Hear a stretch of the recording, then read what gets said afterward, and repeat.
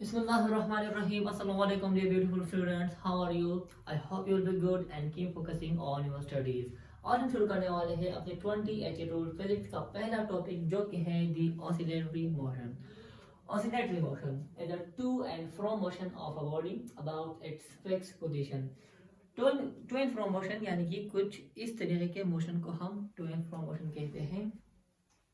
ये होता है हमारा ऑसिलेटरी मोशन. ये जो ऑब्जेक्ट है, जो नुमाकर है, ये एक ही पाथ पे रोटेट कर रहा है पॉइंट ए से बी और बी से फिर से सी जा रहा है, तो इसको हम टू एंड फ्रो मोशन कहते हैं. और ये वाला मोशन क्या होता है? ऑसिलेटरी मोशन होता है. अब जो तमाम के तमाम ऑसिलेटरी मोशन होते हैं, they are periodic. And periodic motion are those motion which can repeat itself after a fixed interval of time, just like the revolution of Earth, rotation of Earth. Okay, it's clear. Now move to the terminologies of the oscillatory motion. There are 6 terminologies of oscillatory motion. The first one is cycle or vibration. हम जो cycle होता है या vibration होता है, ये एक complete lamp को कहते हैं, यानी कि एक चक्कर को. ये डायग्राम में पॉइंट सी पर बाल है, तो ये पॉइंट बी तक जाएगी, फिर पॉइंट बी से फिर से पॉइंट सी तक जाती है, तो उसको हम क्या कहते हैं? एक साइकिल या एक वाइब्रेशन कहते हैं. And sound is produced by the cycle और द वाइब्रेशन. इसी तरीके से जो टाइम पीरियड है, ये हमें बताता है कि कितने टाइम पे ये रोटेट कर रहा है, यानी कि 1 सेकंड में ये कितने बार साइकिल कंप्लीट कर रहा है, यानी कि 2 सेकंड में या 1 आवर में या 2 आवर में या 100 आवर में ये कितने साइकिल या वाइब्रेशन कंप्लीट कर रहे होते हैं.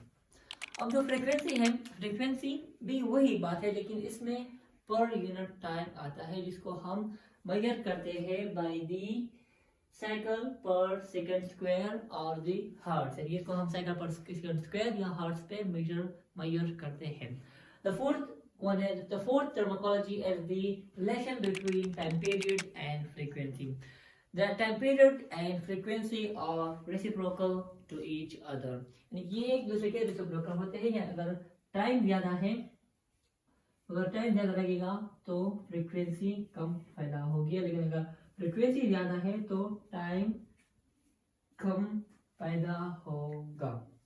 अब जो डिस्प्लेसमेंट है, ये हमें बताता है कि ये जो मूविंग बॉडी है, ये अपने एंसेंट पोजीशन से कितनी दूरी पर है. अब एम्पलीट्यूड हमें बताता है कि जो ऑब्जेक्ट है, जो मूविंग ऑब्जेक्ट है, ये अपनी मेन पोजीशन, यानी कि मेन पोजीशन ये वाली पोजीशन है जो स्ट्रेट लाइन है, जैसा मेन पोजीशन, ये इस मेन पोजीशन से ये कितनी दूरी पर सबसे ज्यादा बार गया है, ये हमें बताता है amplitude. So that's it for now. अल्लाह हाफिज़.